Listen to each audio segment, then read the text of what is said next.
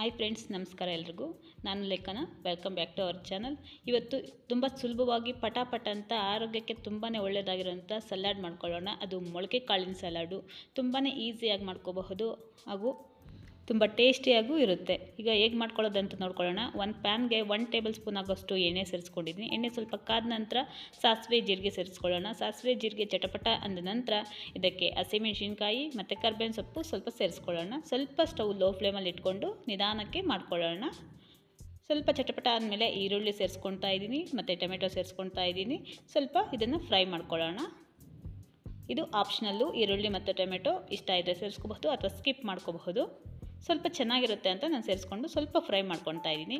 ಈಗ ನಾನು ಮೊಳಕೆ ಕಾಳು, ಹೆಸರು ಕಾಳನ್ನ ಮಾತ್ರ ಸೇರಿಸ್ಕೊತಾ ಇದ್ದೀನಿ. ಹೆಸರು ಕಾಳನ್ನ ಮೊಳಕೆ ಮಾಡಿಕೊಂಡು ಇಟ್ಕೊಂಡಿದ್ದೀನಿ. ಇದನ್ನು ಸೇರಿಸ್ಕೊಂಡು ನೀಟಾಗಿ ಒಂದು ಸಲ ಫ್ರೈ ಮಾಡ್ಕೊಳ್ಳೋಣ. ಮೊಳಕೆ ಕಟ್ಟಿರೋ ಕಾಳಾಗಿರೋದ್ರಿಂದ ಜಾಸ್ತಿ ಬೇಯೋ ಅವಶ್ಯಕತೆ ಇಲ್ಲ. ಒಂದು ವೇಳೆ ನಮಗೆ ಒಗ್ಗರಣೆ ಹಾಕ್ಕೊಂಡು ಮಾಡ್ಕೊಳ್ಳೋಕೆ ಇಷ್ಟ ಇಲ್ಲಾಂದರೆ ಒಗ್ಗರಣೆ ಹಾಕದೆ ಈ ರೀತಿ ಮಿಕ್ಸ್ ಮಾಡಿಕೊಂಡು ನಾವು ಡೈರೆಕ್ಟಾಗಿ ತಿನ್ನಬಹುದು. ನಾನಿಲ್ಲಿ ಸ್ವಲ್ಪ ಫ್ರೈ ಮಾಡ್ಕೊತಾ ಇದ್ದೀನಿ. ಇದಕ್ಕೆ ರುಚಿಗೆ ಎಷ್ಟು ಬೇಕೋ ಅಷ್ಟು ಉಪ್ಪನ್ನ ಸೇರಿಸ್ಕೊಳ್ಳೋಣ.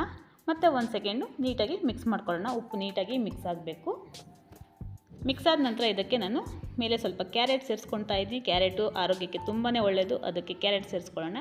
ಮತ್ತು ಕಾಯಿ ತುರಿ ಸೇರಿಸ್ಕೊಳ್ತಾ ಇದ್ದೀನಿ ಸ್ವಲ್ಪ. ಹಾಗೆ ದಾಳಿಂಬೆ ಸ್ವಲ್ಪ ಸೇರಿಸ್ಕೊಳ್ತಾ ಇದ್ದೀನಿ.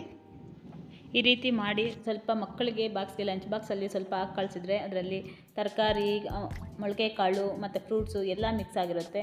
ತುಂಬಾ ಒಳ್ಳೆಯದು. ಮತ್ತು ತಿನ್ನೋದಕ್ಕೂ ಮಕ್ಕಳು ಇಷ್ಟಪಟ್ಟು ತಿಂತಾರೆ ಅಂತ ಹೇಳ್ಬೋದು. ಮತ್ತು ಮಿಕ್ಸ್ ಮಾಡ್ಕೊತಾ ಇದ್ದೀನಿ. ಈಗ ರೆಡಿ ಆಗಿದೆ ಇದು. ಕೊನೆಯಲ್ಲಿ ನಾವು ಇದಕ್ಕೆ ಸ್ವಲ್ಪ ಕೊತ್ತಂಬರಿ ಸೊಪ್ಪನ್ನ ಸೇರಿಸ್ಕೊಳ್ಳೋಣ. ನೋಡೋದಕ್ಕೆ ಗಾರ್ನಿಷಿಂಗು ಚೆನ್ನಾಗಿರುತ್ತೆ ಮತ್ತು ಆರೋಗ್ಯಕ್ಕೂ ಒಳ್ಳೆಯದು. ಒಂದು 2-3 ಡ್ರಾಪು ನಿಂಬೆ ಹುಳಿನ ಸೇರಿಸ್ಕೊತಾ ಇದ್ದೀನಿ.